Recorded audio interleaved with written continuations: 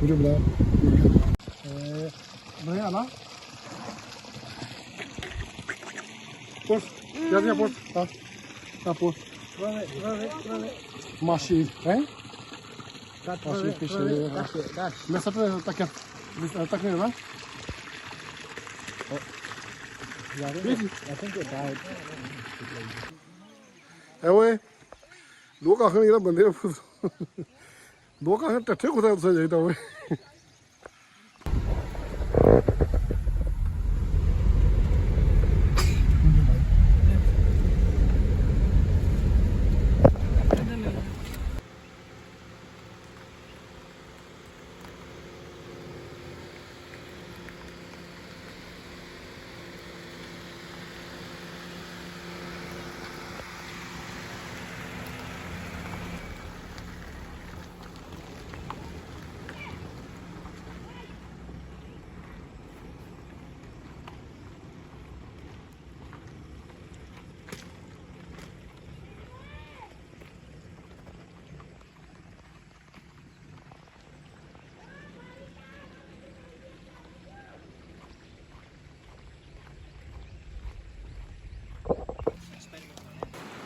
ये बिल्डिंग है सारी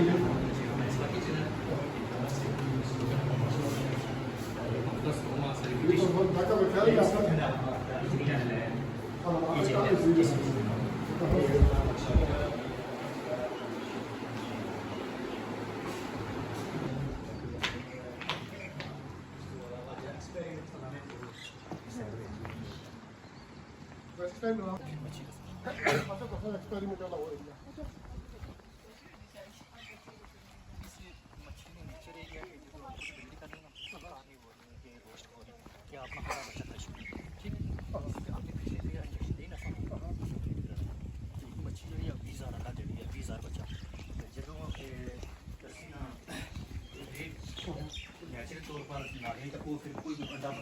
क्या को दिखाई नहीं आ रहा तो उसी रेशो बहुत काट लेंगे वीजा तो उनका 2 या 50 ठीक है ये अच्छा मसाला गैस का चीज करेंगे उसमें मच्छी की राशि लाते राशि उस तरह से मच्छी ना लगा देना है स्पा वगैरह मेंशन करी सारा सिस्टम देखा है 1 मिनट में अंदर बच्चा 24 घंटे तैयार हो इसी डिश जैसे उसके बाद दूसरी ट्रे में जैसे इसका स्टार्ट होता है वैसे इसका स्टार्ट मिनट 1 इथे ऐसा उसका एग्रीवेशन है क्वालिफिकेशन ठीक है 24 घंटे बच्चा तैयार है ऑटोमेटिक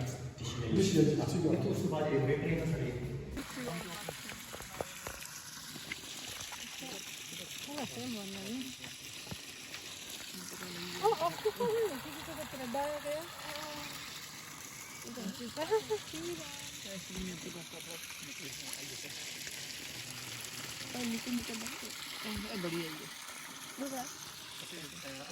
अला एक का भी स्पेशल किता ने जी हां और मैं समझता वैसे हम बोलिया अगर ज्यादा टेंपरेचर बढ़ ना जरा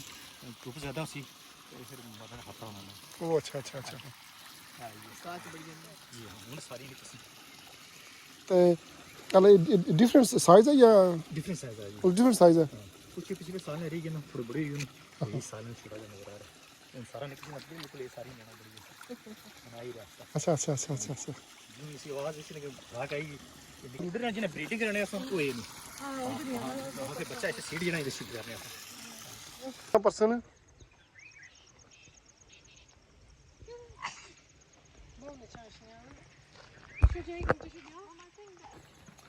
मैं तो नहीं टिकट दियो फिर मैं तो ना दूसरा मैंने से पता जी बाकी इसने जो दसिया लेकिन इसके अलावा एक फलदार की 2-250 पौधा लगाया सारा मरूदा माल्टा चारों तरफ वो आगे गली खड़ी है ये पानी साइड पर अला ये है ना ये माशाल्लाह हजार पानी है फिर जगह भी है तो ये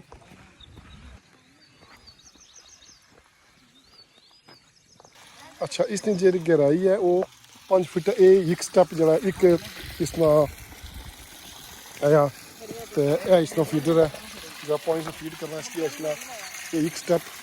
ये जो ग्रास है स्पेशल ग्रास है ये कोई वैसे सेल्फ नहीं होया ये बल्कि स्पेशल जो एक ग्रास इन्हें लाया गया ताकि इसकी ब्रीड करे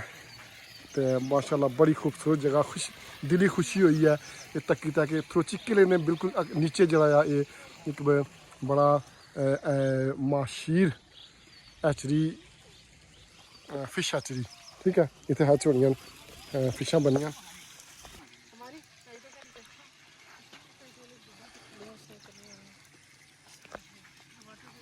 ਟਿਆਣਾ ਹੋਇਆ ਨਾ, ਟਿਆਣਾ ਪੱਕੀ ਗੱਲ ਹੈ ਨਾ ਟਿਆਣਾ।